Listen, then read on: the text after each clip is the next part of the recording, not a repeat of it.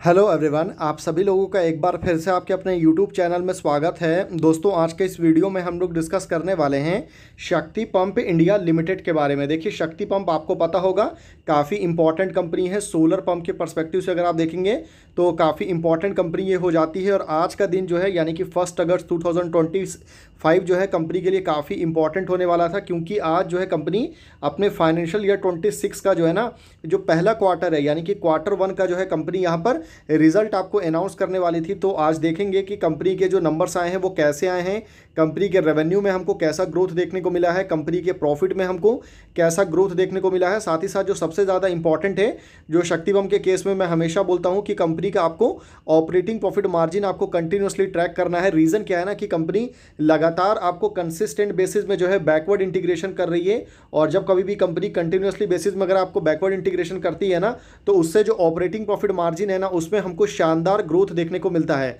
तो बहुत सारी चीज़ें हैं जिसको यहाँ पर हम डिस्कस करेंगे। तो काफ़ी इन्फॉर्मेटिव वीडियो होने वाला है, तो वीडियो को पूरा एंड तक जरूर देखिएगा। तो चलिए फिर बिना किसी देरी के आगे बढ़ते हैं और डायरेक्ट कंपनी के नंबर्स की तरफ चलते हैं। देखिए, यहाँ पर आप देख सकते हैं शक्ति पंप इंडिया लिमिटेड आपको देखने को मिलेगा statement of unaudited consolidated financial result for the quarter ended 30 जून 2025 है। सारे के सारे नंबर्स आपको करोड़्स में दिया हुआ है, तो कोई भी डाउट आपको यहाँ पर नहीं होना चाहिए। अब चलिए क्वार्टरली नंबर को देखते हैं। उससे पहले थोड़ा सा आपको जूम इन कर देता हूँ ताकि नंबर जो है वो आपको और भी अच्छी तरीके से जो है ना, बेटर विजिबिलिटी आपको यहाँ पर रहे।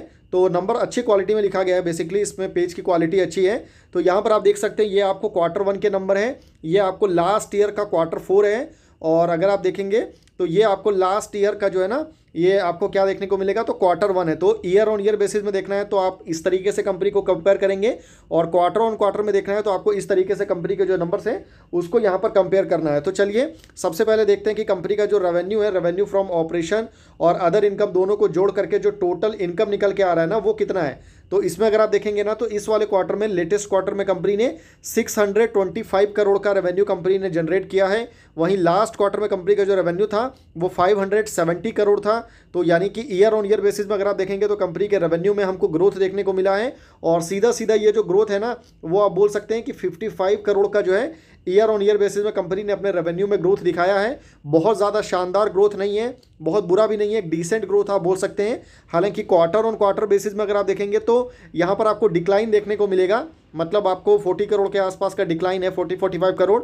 और ये बहुत ऑब्वियस है। नॉर्मली क्या है कि बहुत सारी कंपनीज होती हैं जो क्वार्टर ऑन क्वार्टर में कंसिस्टेंट बेसिस में अपने जो ग्रोथ है उसको मेंटेन करके नहीं रख पाती हैं। बहुत बड़ी बड़ी कंपनी ऐसा नहीं कर पाती है। तो आपको जो एक्चुअल में कंपनी के जो नंबर्स आपको देखना है वो आपको ईयर ऑन ईयर में ही देखना है, ईयर ऑन ईयर में पॉजिटिव ग्रोथ है या नहीं। तो यहाँ पर हमको पॉजिटिव ग्रोथ देखने को मिल रहा है, तो ये एक अच्छी चीज़ है। बाकी अगर आप कंपनी के एक्सपेंस के ऊपर अगर आप आएंगे तो सबसे ज़्यादा जो कंपनी को एक्सपेंस हुआ है ना, वो क्या है, तो वो आपको कॉस्ट ऑफ मटेरियल यानी कि मटेरियल कॉस्ट काफ़ी ज़्यादा है, जो कि इस क्वार्टर में 438 करोड़ है। इससे पहले ये 396 करोड़ था और लास्ट ईयर ये आपको 338 करोड़ था। तो मटेरियल कॉस्ट में जो है कंपेरेटिवली काफ़ी ज़्यादा ग्रोथ हुआ है। लास्ट क्वार्टर में कंपनी का रेवेन्यू मैक्सिमम था, उसके बावजूद भी जो है मटेरियल कॉस्ट जो है ना वो कम था।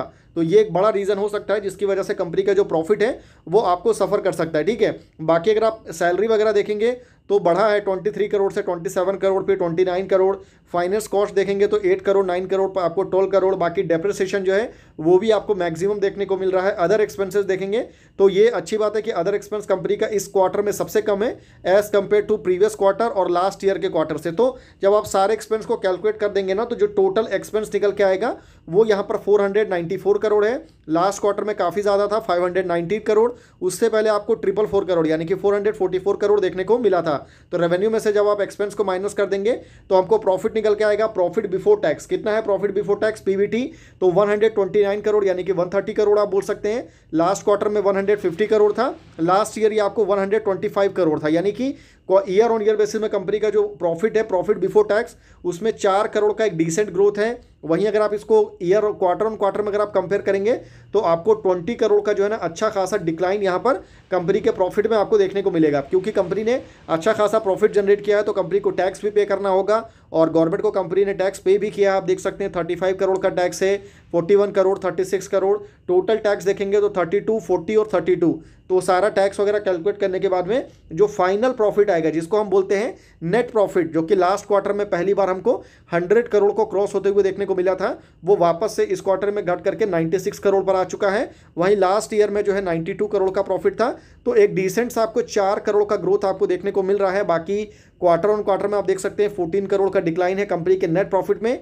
और जैसा आपको ग्राफ यहाँ पर कंपनी का जो रेवेन्यू बोलिए या फिर प्रॉफिट बोलिए, सब में जो ग्राफ है ना वो कुछ इस तरीके से गया है। तो सेम जो है ना वो आपको यहाँ पर कंपनी का जो अर्निंग पर शेयर है उसमें भी ये आपको रिफ्लेक्ट करेगा, जो कि लास्ट ईयर आपको 7 रुपीज़ 71 पैसा था, यानी कि यहाँ पर 7 रुपीज़ 71 पैसा, उसके बाद डायरेक्ट 9 रुपीज़ 17 पैसा, यहाँ पर डायरेक्ट 9 रुपीज़ 17 पैसा, और उसके बाद यहाँ पर आपको घट करके 8 रुपीज़ 5 पैसा पर आ गया। तो सेम ग्राफ है, रेवेन्यू के लिए भी सेम ग्राफ आप बोल सकते हैं, प्रॉफिट के लिए भी सेम ग्राफ है, अर्निंग पर शेयर के लिए भी सेम ग्राफ है। अब देखिए एक इंपॉर्टेंट सेगमेंट आता है कि कंपनी के मार्जिन्स कितने हैं, वो जानना बहुत ज़्यादा ज़रूरी है। पर उससे पहले थोड़ा सा आप ये जान लीजिए कि कंपनी ने बेसिकली किस तरीके से सेगमेंट वाइज, मतलब इंडिया में कंपनी ने कितना रेवेन्यू जनरेट किया है। तो आप देख सकते हैं इंडिया में 617 करोड़ का रेवेन्यू जनरेट किया है। अच्छी चीज़ जो ये निकल के आ रही है ना कि कंपनी का जो ओवरसीज बिजनेस है उसमें हमको ग्रोथ देखने को मिला। आप देख सकते हैं 22 करोड़ 19 करोड़ से बढ़कर के कंपनी का जो ओवरसीज बिजनेस है वो आपको 31 करोड़ तक पहुंच चुका है। और ये एक बहुत बड़ा पॉजिटिव पॉइंट निकल के आया है।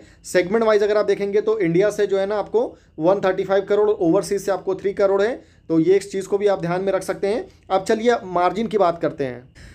देखिए अगर आप कंपनी के ऑपरेटिंग प्रॉफिट मार्जिन को देखने के लिए अगर आप आएंगे तो यहाँ पर आप देख सकते हैं, विजिट कर सकते हैं, कंपनी का जो मार्जिन है वो यहाँ पर 23% है। क्योंकि आपको बताया था कंपनी का जो एक्सपेंस है वो बढ़ा है, मटेरियल कॉस्ट में ग्रोथ हुआ है। जब मटेरियल कॉस्ट में ग्रोथ होगा तो मार्जिन जो है सीधी सी बात है वो आपको डिक्लाइन होगा। और कभी कभी होता है किसी क्वार्टर में कंपनी जो है ज़्यादा मटेरियल परचेज कर लेती है, तो इस वजह से ईयर ऑन ईयर में आपको ट्रेस करना है, ट्रैक करना है। बाकी अगर आप लास्ट ईयर के कंपेरिजन में देखेंगे तो 1% का आपको प्रॉफिट मार्जिन में डिक्लाइन है, और लास्ट क्वार्टर के कंपेरिजन में 2% का डिक्लाइन आपको देखने को मिल रहा है। तो इस चीज़ को आप जरूर ध्यान में रखिएगा। बाकी कंपनी ने इंटरेस्ट वगैरह भी जो है 10 करोड़ के आसपास का इंटरेस्ट वगैरह भी पे किया है। और उसके वजह से अगर आप नेट प्रॉफिट वगैरह देखेंगे जो पिछले काफ़ी लंबे समय से 100 करोड़ के प्लस जा रहा था, वो वापस से जो है 96-97 करोड़ पर कंपनी का जो नेट प्रॉफिट है वो आपको आ चुका है। तो ये ओवरऑल पूरा कंपनी के नंबर्स हैं। बाकी अगर आप रिसेंट जो कंपनी का अभी बिल्कुल एकदम लेटेस्ट वाला जो है ना, यहाँ पर जो आपको QIP के बाद जो अपडेट आया था, जो शेयर होल्डिंग पैटर्न में चेंज हुआ था, आपको आई होप आपको पता होगा, जब FII ने जो है